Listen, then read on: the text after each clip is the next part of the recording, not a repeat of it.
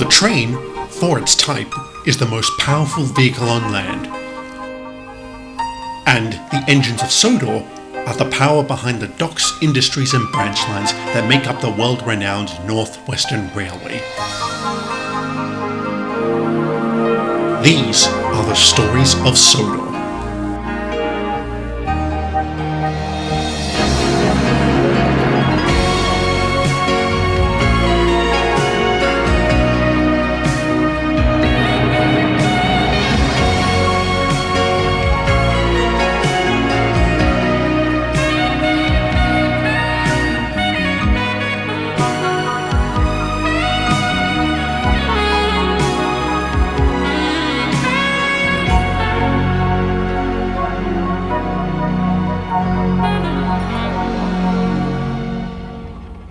I can think of few words that evoke as many emotions as progress. For better or worse, things are constantly changing. On a railway, this is especially true. On a railway, change is often quite abrupt as its engineers are always working, always innovating. As much as I hate to say it, Diesel is probably the best example of this. Despite his appearance, the Midi's numberless engine is not in fact a BR-08 class diesel. He was actually a Paxum V1, an experimental unit built by the LMS in 1931 to test the viability of diesel-powered propulsion.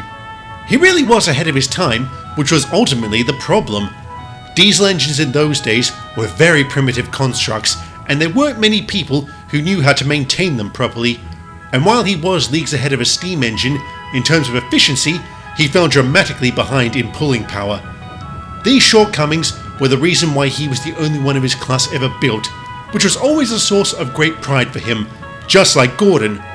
He was the only A0 ever built and was something of a prototype for the LNER's entire line of A-class engines, the most famous of whom I would have the privilege of meeting one spring afternoon.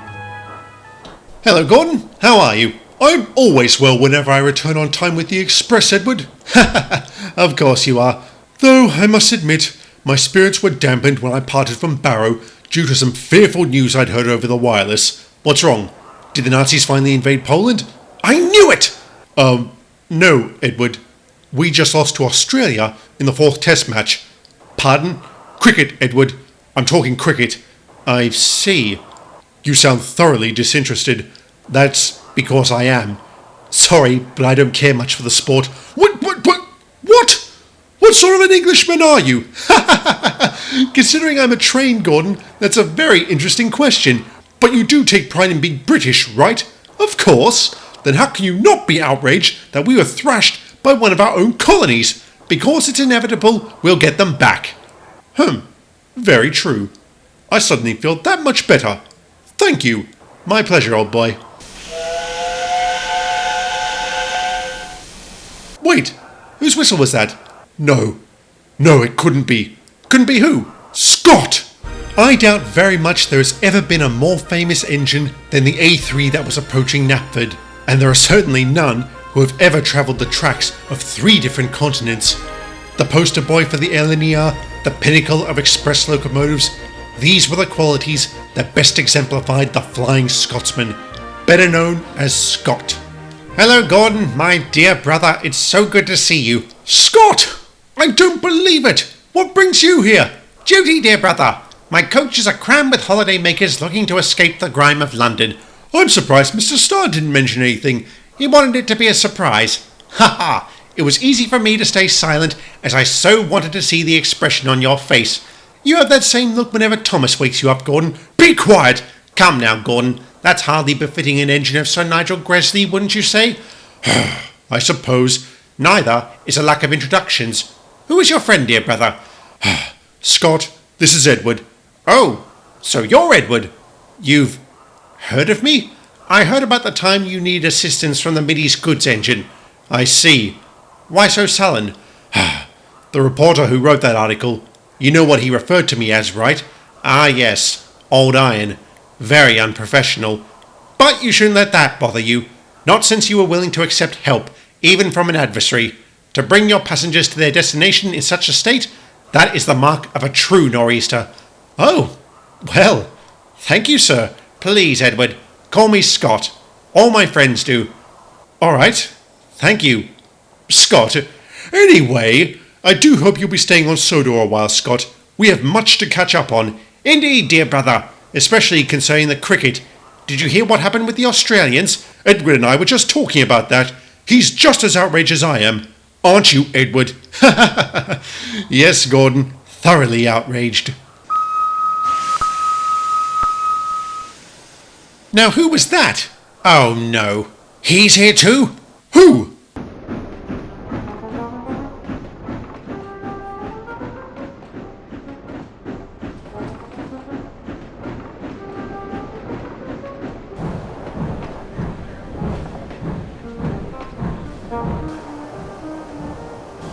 So, Scotty, they let you out of the works, did they? No matter. I'm sure you'll be back there in short order. Mwahaha! What blooming cheek! Who was that, Scott? That was Jeffrey, an express mixed traffic engine for the middies. Express mixed traffic? I've never heard of such a designation. He's an experimental unit, one I hear is performing above and beyond expectations. What was that remark he made about you being in the works? Routine maintenance, Gordon. Nothing serious. But to Jeffrey, any trip to the works is a sign of weakness. And he's so infallible? He must be. In the 4 years he's been running, he's never once had to visit the works. Really? Not once? Not once. And you know I've had some problems in the past, right, Gordon? We all have, Scott. Don't mind that or that brute. You'll always be the pride of the LNER. You mean we will always be the pride of the LNER, don't you, brother? Of course. And you do know I was including Edward, don't you, brother? Yes, of course. Thank you, Scott. In short order, we all made our acquaintances with Scott, whom we all took a keen liking to very quickly. And while his passengers enjoyed their holiday on Sodor, Mr. Starr arranged for the famous A3 to help us out around the island. He had absolutely no quarrels about doing this, happily accepting any job, even shunting. But everything I just said then, you could also apply to Jeffrey. He too was a charismatic, hard-working character among the middies, one who took a keen liking to a certain member in their ranks. Are you absolutely sure about this, Jeffrey? Quite, Diesel. It is a technique I've employed numerous times before, and the nor'easters have never caught on? Not once. Well, if I had a hat, I'd be dipping it to you right now.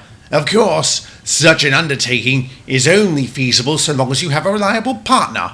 Is this acquaintance of yours up to the task?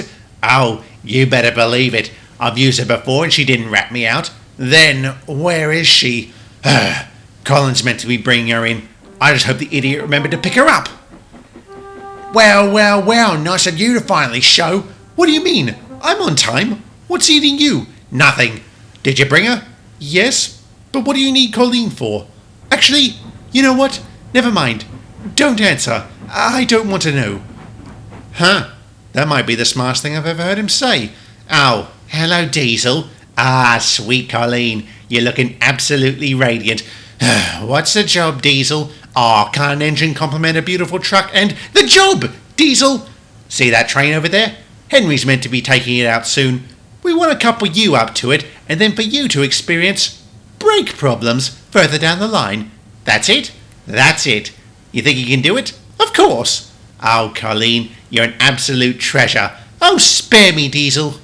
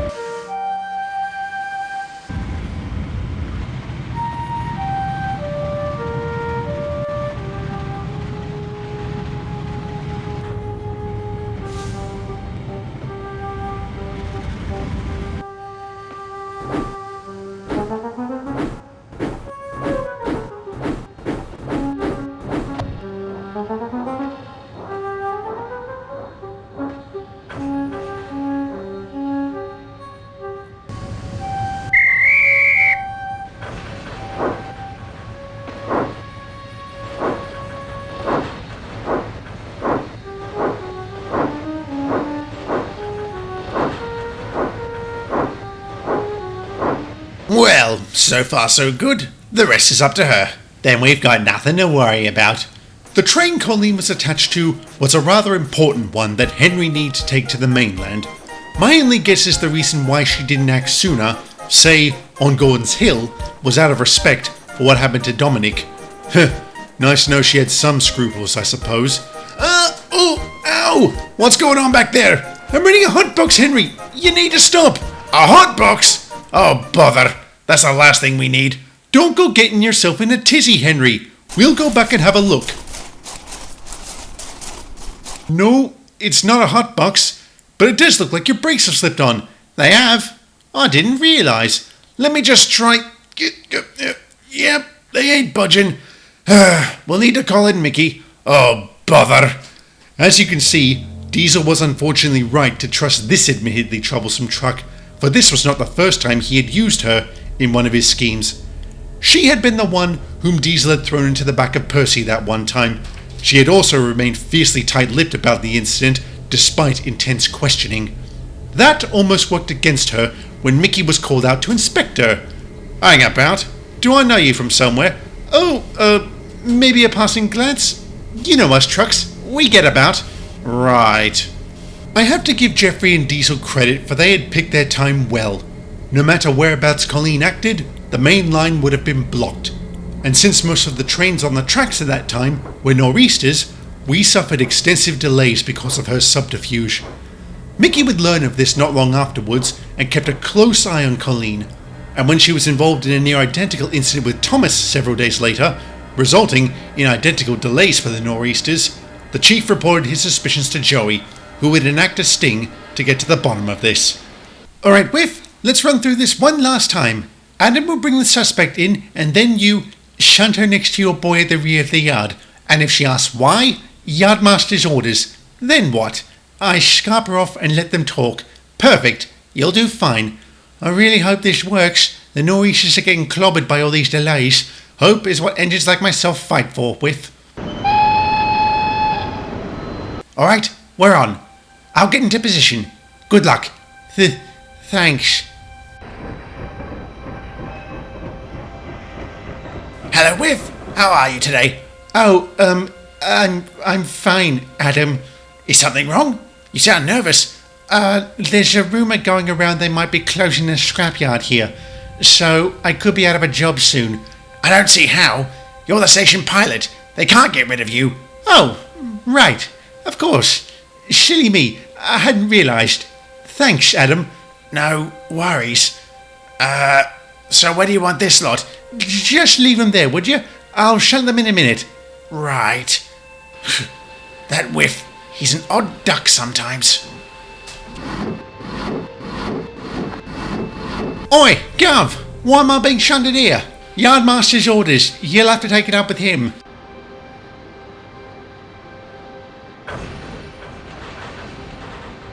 Alright, you're all sorted, so I'll be on my way.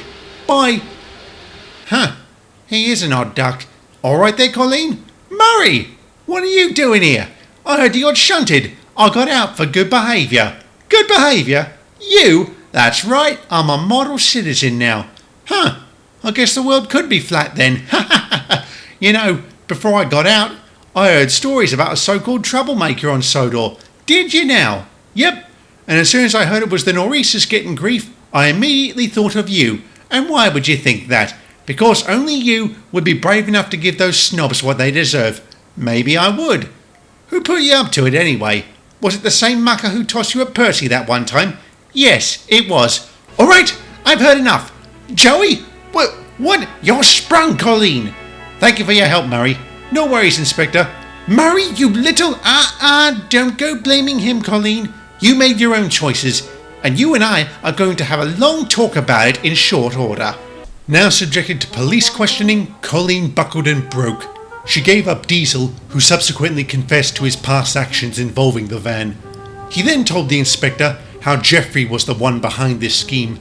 This didn't really surprise Joey, as Jeffrey had long been a suspect in a string of similar incidents back on the mainland. Presented with a rare opportunity to apprehend him, Joey would launch another sting. I don't like this. You're well protected, Colleen. I'll be in that shed ready to cut him off, and the turntable has been pointed away from this track so he won't have anywhere to go. I mean, I don't like the fact that I'm out here alone. Why couldn't Diesel have done this? He was the one who got me into this mess. You could have said no, Colleen. You could have refused to do his dirty work. Instead, you said yes, meaning you accept the responsibilities that accompany a life of lawlessness and must bear the consequences that go with it. You're such a pompous git, Joey. True, but at least I'm a law-abiding one. He should be here soon. I'll get into the shed. Keep him talking and don't let on that I'm here. I won't.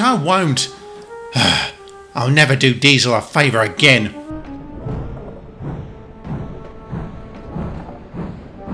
Well, Colleen, so good to see you. And I heard a nasty rumour you got pinched. That rumour was obviously referring to a more careless truck. Yes, quite. So, what's today's job? I'll hook you up to a train that Scott will be taking. Flying Scotsman, you mean? How many Scots do you know? Right. Where shall I have my accident? Somewhere public. Right in the heart of Knapford Station would be ideal. Such humiliation? Ha ha ha ha. Oh, I wish I could be there to see it. Too bad you won't be. What is this? You're under arrest for conspiracy to commit corporate espionage. Colleen, you were pinched. You're a quick one, Jeffrey. I'll get you for this. Mark my words. And now you're under arrest for threatening a witness. Any other laws you'd like to break? Silence, eh? Smart move. With Jeffrey's arrest, the evidence of his past crimes came flooding in. Throughout his trial, he swore fierce revenge on those who had double-crossed him. Although he would be shunted for a good long time, I'm sorry to say that wasn't the last we ever saw of him. But that's a story for another day.